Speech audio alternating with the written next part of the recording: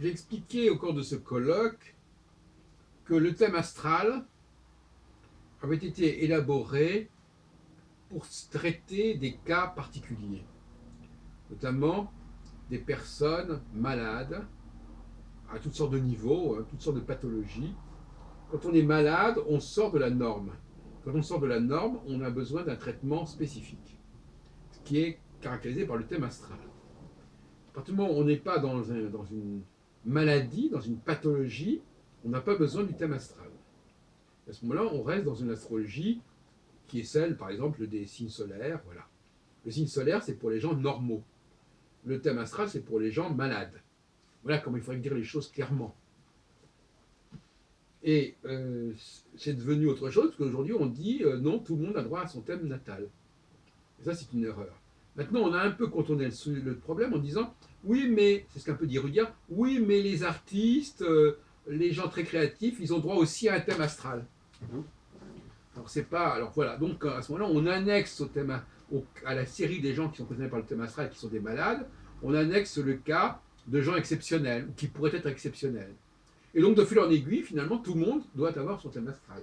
Une sorte de logique comme ça, un peu folle.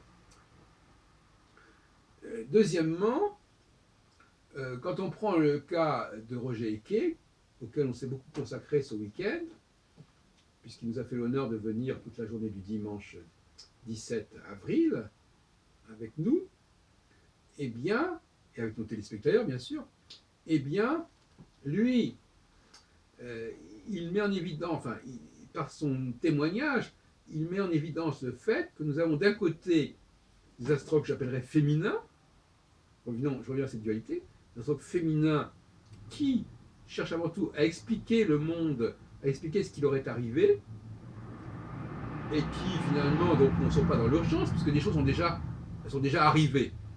Et puis les astrologues masculins, masculins au sens de la mentalité masculine, j'entends bien, qui, eux, affrontent les choses à venir et qui, par conséquent, doivent se mettre dans un état de vigilance, de fébrilité particulière.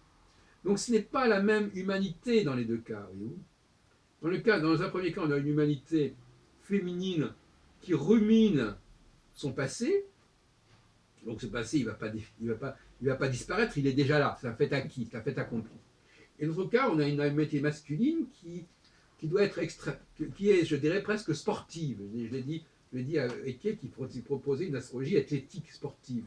Et quand il en parle, on voit bien ça.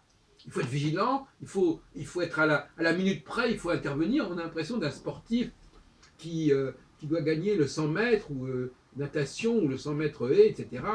Donc il plaque sur l'astrologie. C'est intéressant parce que souvent les gens cherchent dans l'astrologie des sensations qu'ils auraient pu trouver ailleurs. Hein. Et c'est très souvent comme ça. L'astrologie est une sorte, c'est pas un dépotoir, mais c'est un exutoire qui permet de vivre des expériences qu'on n'a pas pu ou qu'on ne peut plus vivre par ailleurs.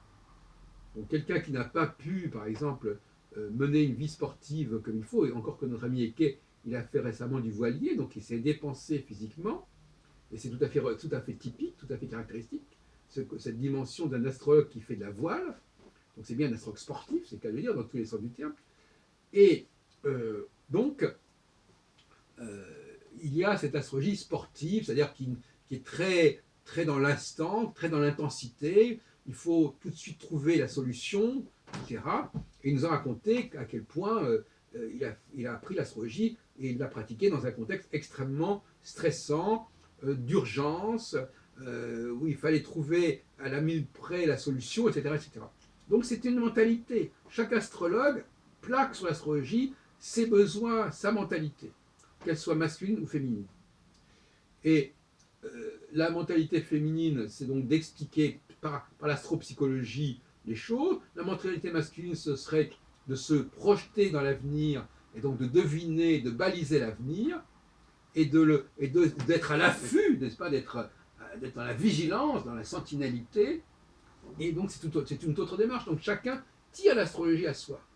Et puis, à mon avis, entre ces deux extrêmes, l'astrologie psychologique, psychanalytique et l'astrologie divinatoire, l'astrologie comment dirais-je, prédictive, il y a une astrologie cyclique, qui est une astrologie du collectif. Encore une fois, l'astrologie normale, c'est une astrologie collective, et l'astrologie individuelle est une astrologie, une astropathologie.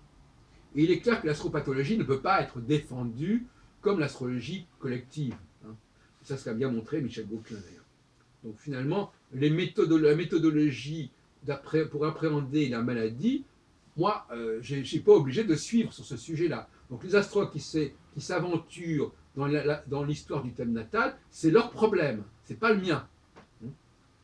Je rappelle d'ailleurs à ce propos que le thème natal, d'abord, au départ, c'était un thème de conception, puisque même chez Ptolémée, on voit des lois qui nous parlent de ce que va être le né, donc il n'est pas encore là, et quand il est là, quand on sait qu'il est arrivé, on n'a plus besoin de deviner qui il sera, puisqu'il est déjà arrivé. Donc on voit bien que l'astrologie ptoléméenne, au départ, elle est prénatale. Et sans parler de la question de la trutine d'Hermès, avec la possibilité de déterminer le code de conception. Mais même pas ça. C'est une astrologie prénatale, et quand on nous parle de description du né, il est évident qu'une fois qu'il est né, on n'a pas besoin de le décrire. Donc il faut le décrire par avance. C'est ça qui est important. C'est un peu l'échographie de l'époque. Donc, nous avons une astrologie qui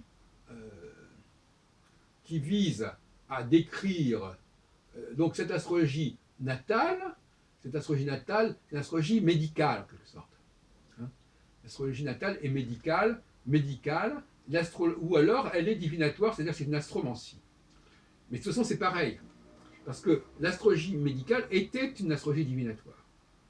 Pourquoi? Parce que on ne connaissait pas bien le psychisme humain, on ne connaissait pas bien le corps humain, donc par conséquent l'astrologie servait à explorer par un système de radioscopie en quelque sorte, de radiographie, le corps humain et le psychisme humain. Et quand la médecine est devenue plus entreprenante, c'est-à-dire quand elle est arrivée à connaître le corps de l'intérieur, et non pas à travers le prisme de l'astrologie, eh bien elle s'est débarrassée de l'astrologie.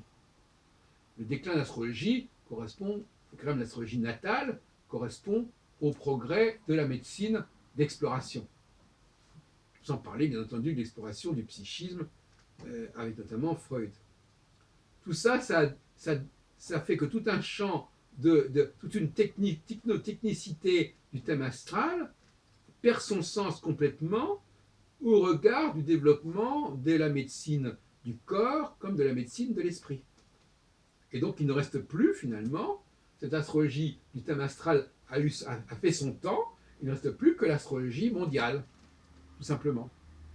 L'astrologie cyclique, mondiale au sens général, non pas simplement l'astrologie du monde, mais l'astrologie des sociétés, une socio-astrologie, une astrologie qui nous parle du corps social et donc dont la connaissance est nécessaire à ceux qui ont la direction de la société et de l'État.